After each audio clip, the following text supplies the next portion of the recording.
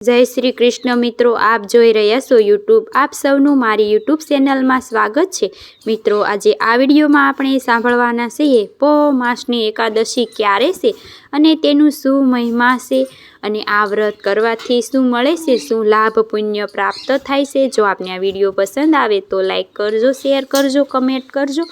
આપ આ ચેનલ પર પહેલી વખત જોઈ રહ્યા છો સબસ્ક્રાઈબ કરી લેજો, જેથી આવનારા નવા વિડીયોની માહિતી આપ સુધી તુરંત પહોંચી શકે.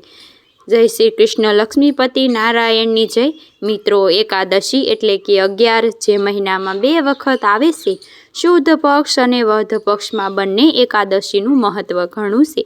વર્ષની કુલ 24 એકાદશી થાય છે. જ્યારે 3 વર્ષે પુરુષોત્તમ માસ આવે છે ત્યારે 2 એકાદશી એટલે કે કુલ 26 એકાદશી થાય છે. 26 એકાદશીનું મહાત્મ્ય ઘણું છે અને આ 26 એકાદશીના ઈષ્ટ દેવતા ભગવાન શ્રી લક્ષ્મીપતિ નારાયણ છે. એમાંય ખાસ કરીને આ પોહ માસની વધ પક્ષની એકાદશી સટતિલા એકાદશી કહેવાય છે, જેમાં જ 6 પ્રકારે તલના મહત્વ છે દર્શાવવામાં આવ્યું છે. 6 વખત 6 પ્રકારે તલનું જે કાર્ય કરવામાં આવે છે તેનાથી આ સટતિલા એકાદશીનું નામ પડ્યું છે. તલનું મહત્વ જોકે પોહ માસમાં ઘણું છે. ભગવાન સૂર્યનારાયણ દેવને સમર્પિત આ માસ છે, ત્યારે આપણે તલનું સેવન કરીએ છીએ, જેનાથી આરોગ્ય પ્રદાન થાય છે.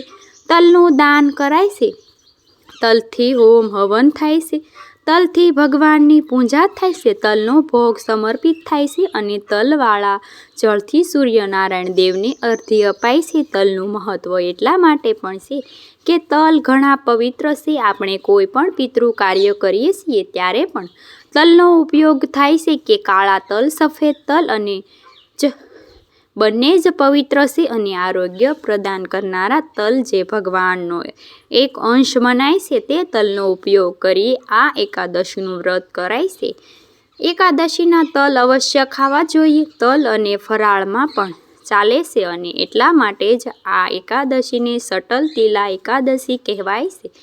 આ એકાદશીના દિવસે ખાસ ભગવાન શ્રી નારાયણ વિષ્ણુની પૂજા થાય છે, જેમાં આપણે ઈશ્વરનું સ્મરણ કરીએ છીએ, અક્ષત પરમાત્મા સ્મરણ કરીએ છીએ અને સૂર્યનારાયણ દેવની ભગવાન શ્રી નારાયણના જ અંશરૂપ છે. માટે સૂર્ય પૂજા આજે અવશ્ય કરવી જોઈએ. પવિત્ર તીર્થોમાં જઈને સ્નાન, દાન, જપનું પણ ઘણું મહત્વ છે. આજના દિવસે ભગવાન નારાયણનું આ એકાદશીનું વ્રત કરવા માત્રથી સર્વે પાપ નષ્ટ થાય છે. અશ્વમેઘ યજ્ઞનું પુણ્ય પ્રાપ્ત થાય છે અને ભગવાન શ્રી કૃપા સદૈવ બની રહે છે. ઈશ્વર કૃપા હોય ત્યારે કંઈ બાકી રહેતું નથી. પ્રભુ સર્વ કાંઈ યોગ ક્ષેમ વહન કરે છે. ભગવાન શ્રી કૃષ્ણના વચન છે, ભક્તો પ્રભુ ઉપર આસ્થા રાખીને કર્મ કરે છે. કર્મ તો કરવા જ પડે છે, માત્ર આસ્થા રાખીને લાભ થતો નથી, કારણ કે મનુષ્ય કર્મને આધીન છે. કર્મ જો નહીં કરે તો પ્રકૃતિને દોષ લાગશે, માટે કર્મ તો કરવું જ પડે છે. ફળ દેવું ન દેવું, કેવું દેવું કે કેવું ન દેવું ઈશ્વરના હાથમાં છે. એકાદશીનું વ્રત જે ભક્તો કરવા માંગે છે તેઓ પ્રભુની પૂજા કરીને માનસિક શાંતિ પણ અર્જિત કરી શકે છે. જો કે ભગવાનની ફોટો કે મૂર્તિ ના હોય તો આપણે ઈશ્વરની આરાધના પરમ પ્રકાશિત દિવ્ય સ્વરૂપના રૂપમાં પણ કરી શકીએ છીએ. 2 હાથ ઊંચા કરીને આકાશ તરફ જોઈને પણ પ્રભુને પ્રાર્થના કરી શકીએ છીએ. જે સ્થાપના આપણે કરીએ છીએ અવસ્થામાં, જે આપણે અવસ્થા છીએ ત્યાં પણ પ્રભુની પ્રાર્થના કરી શકીએ છીએ. પ્રભુ પ્રાર્થના અવશ્ય સાંભળે છે, કારણ કે આજે આપણા શ્વાસ લઈએ છીએ તે હવામાન કણે કણમાં ઈશ્વર વ્યાપિત છે.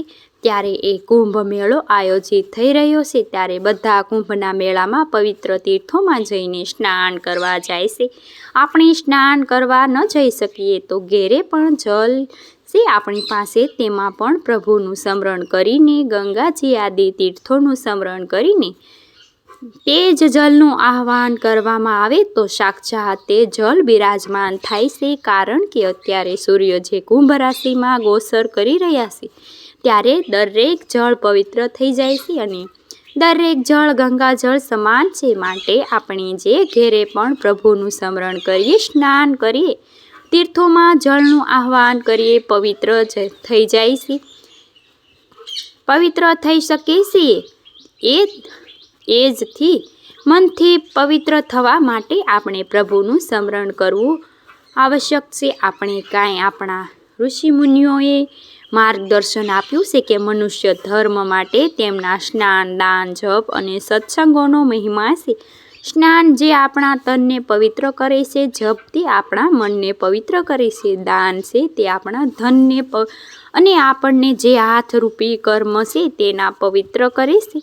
સત્સંગ જે સાચા મનુષ્યનો સંગ કરવાથી જે લાભ જીવનમાં પ્રાપ્ત થાય છે તેનાથી જીવન પવિત્રશીલ થઈ જાય છે અને મુક્તિ સુધી આપણને પહોંચી શકીએ છીએ.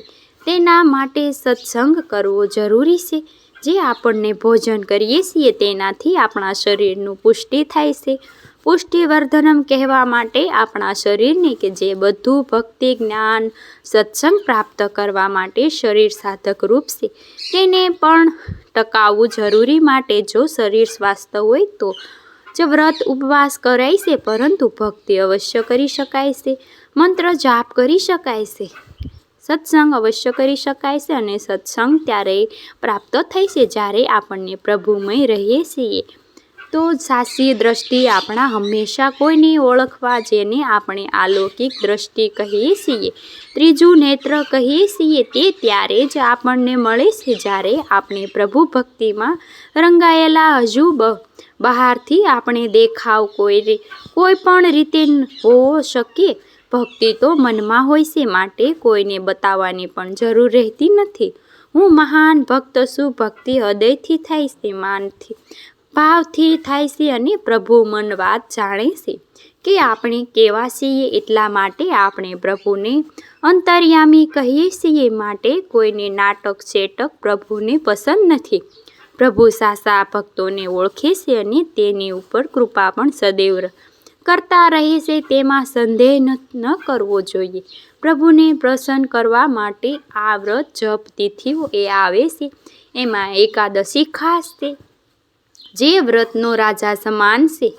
ત્યાં આપણે પ્રભુની ભક્તિ અવશ્ય કરીએ છીએ. પહેલા સમયમાં ફોટો, મૂર્તિ ન હતા ત્યારે પણ મનુષ્ય ભક્તિ અવશ્ય કરતા હતા, પ્રભુનું સ્મરણ અવશ્ય કરતા હતા, કલ્પના કરતા હતા કે પ્રભુ કેવા હશે, પરમપિતા પરમાત્મા કેવા હશે. પરમપિતા પરમાત્મા છે સાક્ષાત ભગવાન સૂર્યનારાયણ દેવ અને માતા છે આ પ્રકૃતિ માતા, જે આપણું પાલન પોષણ કરે છે, જેને આપણે પાર્વતી દેવીનું રૂપ માનીએ છીએ અને પિતાને મહાદેવ માનીએ છીએ. માટે સૂર્યનારાયણ દેવ જ આ સંસાર આચર જગત છે, બ્રહ્માંડ છે તે ત્રિદેવોના નિમિત્ત છે, માટે આપણે તેમને પિતા માનીએ છીએ. અને માતા પ્રકૃતિ દેવી સાક્ષાત એકાદશી મૈયા પણ છે. ધરતી માતા એ જ ભગવાન વિષ્ણુના અંશમાંથી ઉત્પન્ન થયેલા છે, આપણું પાલન પોષણ કરે છે, આપણને અનાજ આપે છે, આપણને અનાજ દ્વારા ફળ ફ્રૂટ દ્વારા આપણું પાલન કરે છે, આપણને રહેવા માટે જગ્યા આપે છે. તે માતો એ તેમાંની પૂજા કરી લેવી. જો આપણી પાસે ફોટો કે મૂર્તિ ન હોય તો એકાદશીના વ્રતના દિવસે, કોઈ પણ વ્રતની દિવસે પરમપિતા પરમાત્માનું ને માતાનું સ્મરણ અવશ્ય કરવું જોઈએ, જે આ જગતના માતા પિતા છે. આજે ભગવાન વિષ્ણુની ખાસ પૂજા થાય છે. જો વિષ્ણુ ભગવાન મૂર્તિ, ફોટો ન હોય તો આપણે મનમાં, હૃદયમાં પણ પ્રભુનું સ્મરણ કરી શકીએ છીએ અને ધૂપ, દીપ, નિવેદ આદિ ભગવાનને પૂજન કરવું જોઈએ. આજના દિવસે વ્રત ઉપવાસ પણ રાખવાનું વિધાન છે.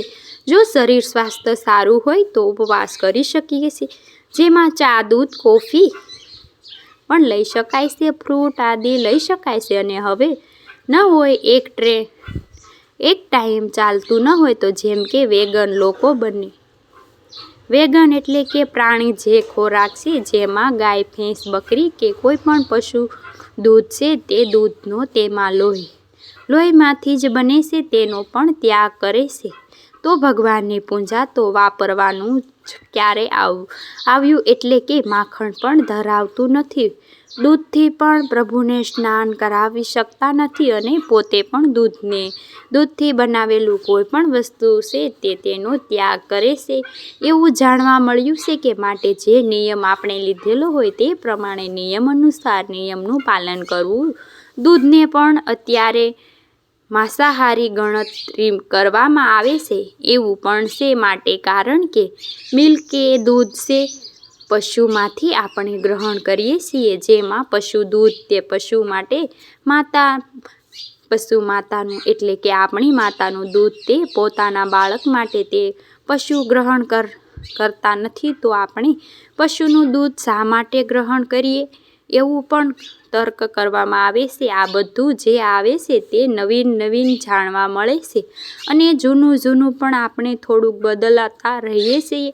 જે નિયમ લોકો ધારણ કર્યા હોય તે સમયમાં આવે એ રીતે નિયમને આગળ વધારવા રહેવું માટે એવા લોકોએ કે જે પોતે વેગન માટે તેઓ જે આ ધરતી માતાને આપણને ખોરાક આપે છે, શાકભાજી જે અનાજ છે, કઠોળ છે, ફ્રૂટ છે, લીલા શાકભાજી છે, કંદમૂળ તેને પણ ખોરાક તરીકે ઉપયોગમાં લે છે અને સ્વાસ્થ્યવર્ધન પણ માને છે. આજના દિવસે અમુક નિયમ પણ પાળવા જોઈએ કે જેમ કે કોઈની નિંદા કુથલી ના કરવી જોઈએ, માથાબોળ સ્નાન કરવું જોઈએ, વાળ નખ કાપવા ન જોઈએ, બની શકે તો આપણે મનને પ્રભુના જોડાયેલું રાખવું, મૌન પણ ધારણ કરી શકાય છે, કારણ કે આ પૌષ માસને ભગવાન સૂર્યનારાયણના દેવોના માસ છે, પિતૃ માસ છે ગણે છે, કારણ કે અત્યારે પિતૃ તર્પણ, પિતૃના પિંડદાન આદિ કરવાથી ખાસ કરીને આ એકાદશી પણ કરી શકાય છે, કારણ કે તલનું મહત્વને દર્શાવતી સટલ તિલા એકાદશી પિતૃઓને પણ આ એકાદશીનું વ્રત કરીને દાન દઈ શકાય છે.